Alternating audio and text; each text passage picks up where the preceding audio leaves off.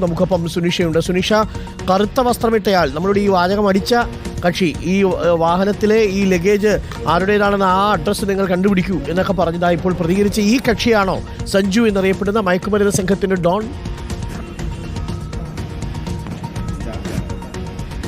അതെ അരുൺ, നേരത്തെ നമ്മൾ കാറിൽ കണ്ട ആ കറുത്ത വസ്ത്രമിട്ട ആളാണ് ഈ സഞ്ജു ആണ് ഇപ്പോൾ ഈ പറയുന്ന ഈ കേസിലെ പ്രധാന കണ്ണി. ഒപ്പം തന്നെ ഇവരുടെ മാഫിയ എന്നറിയപ്പെടുന്ന ആൾ, ഈ ഡോൺ എന്നറിയപ്പെടുന്ന ആൾ ഇയാളാണ് എന്നുള്ളതാണ് ഇപ്പോൾ മനസ്സിലാക്കുന്നത്. അതിൻ്റെ കൂടെ ഉണ്ടായിരുന്ന വെള്ള വസ്ത്രമിട്ട ആളാണ് നന്ദു. ഇവർ രണ്ടുപേരുമാണ് ഈ ഇന്നോവ കാറിൽ ഇവിടേക്ക് വന്നിരുന്നത്. ഇവരെ കൂട്ടാനായാണ് രണ്ടുപേർ, ഉണ്ണിക്കണ്ണനും ഒപ്പം തന്നെ പ്രമീൺ, ഇവർ രണ്ടുപേരും ഇവരെ കൂട്ടാനായാണ് എയർപോർട്ടിലേക്ക് എത്തിയത് എന്നാണ് മനസ്സിലാക്കുന്നത്. അങ്ങനെ ഇവർ വന്നതിന് ശേഷം ഇതാ ഈ നമുക്ക് ദൃശ്യങ്ങളിൽ കാണാം, ഈ 3-4 ബാഗുകളുണ്ട്. ഈ ബാഗുകളൊക്കെ ഇവരുടെ ഈ പിക്കപ്പ് വാനിലാക്കിക്കൊണ്ട് ഇവർ ഈ കല്ലമ്പലത്തേക്ക് വരികയായിരുന്നു. അതിനിടയിലാണ് ഡാൻസ് ഓഫും പോലീസും ഒക്കെ ഇവർക്ക് പിന്നാലെ തന്നെ വരുന്നത്.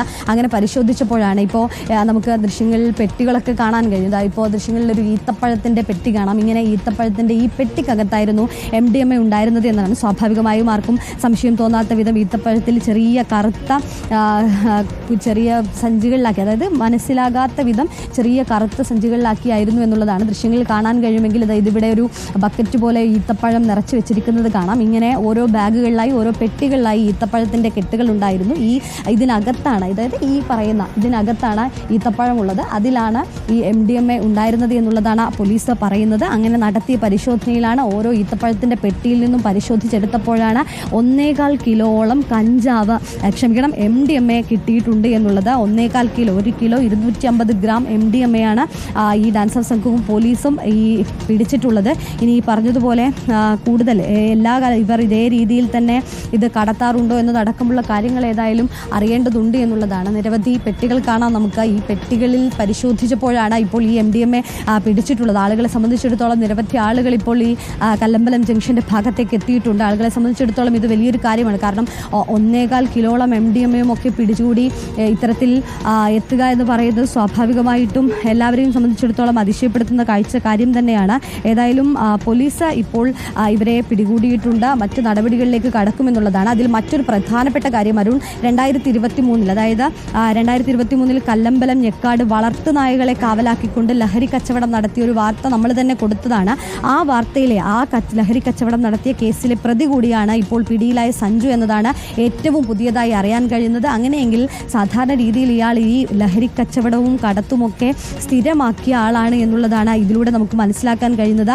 അന്ന് 2023 ഇതൊരു വലിയ വാർത്തയായിരുന്നു. ഈ വളർത്തുനായകളെ കാവലാക്കിക്കൊണ്ട് ലഹരി കച്ചവടം നടത്തുന്നു, പോലീസ് വരുമ്പോൾ വളർത്തുനായകളെ അഴിച്ചുവിടുന്നു, അത്തരത്തിലൊരു രീതി കൂടി സഞ്ജുവിന്റെ ഭാഗത്തു നിന്നും ഉണ്ടായിരുന്നു. അന്നേ ഇയാൾ നിരീക്ഷണത്തിലായിരുന്നു എന്നുള്ളതാണ്. നിരീക്ഷണവും ഇയാളുടെ ഈ വളർത്തുനായ്ക്കളെ അഴിച്ചുവിട്ട് ഒരു വലിയ ഭീകരാന്തരീക്ഷം സൃഷ്ടിച്ച സഞ്ജു ആണ് അല്ലേ? അതെ അരുൺ, അതാണ് ഇപ്പോൾ പോലീസ് പറയുന്നത്. അന്ന് ഈ വളർത്തുനായകളെ വളർത്തിക്കൊണ്ട് കാവലാക്കിക്കൊണ്ട് ലഹരി കച്ചവടം നടത്തിയ കേസിലെ അതേ പ്രതി തന്നെയാണ് ഈ സഞ്ജു എന്നുള്ളതാണ്. അതേ സഞ്ജുവിനെയാണ് ഇപ്പോൾ പോലീസ് ഇന്ന് പിടികൂടുകയും ചെയ്തിട്ടുള്ളത്. ഇനി അതുകൊണ്ടാണ് നേരത്തെ പോലീസിനോട് ചോദിച്ചപ്പോഴും പറഞ്ഞത് സാധാരണ രീതിയിൽ ഇവരെ നിരീക്ഷണത്തിൽ തന്നെയാണ്. കാരണം ഇത്തരത്തിൽ നിരവധി മയക്കുമരുന്ന് കേസുകളിലെ പ്രതി കൂടി ആയതുകൊണ്ട് തന്നെ പൂർണ്ണമായും നിരീക്ഷണത്തിലാണ്. ഇവരുടെ സുഹൃത്തുക്കളും നിരീക്ഷണത്തിൽ തന്നെയാണ്. അങ്ങനെയാണ് ഡാൻസ് സംഘത്തിനെ സംബന്ധിച്ചിടത്തോളം രഹസ്യ വിവരം കിട്ടുന്നതും പരിശോധന നടത്തുന്നു. കേരള പോലീസ് അന്ന് പ്രേക്ഷകർക്ക് ഓർമ്മയുണ്ടാവും.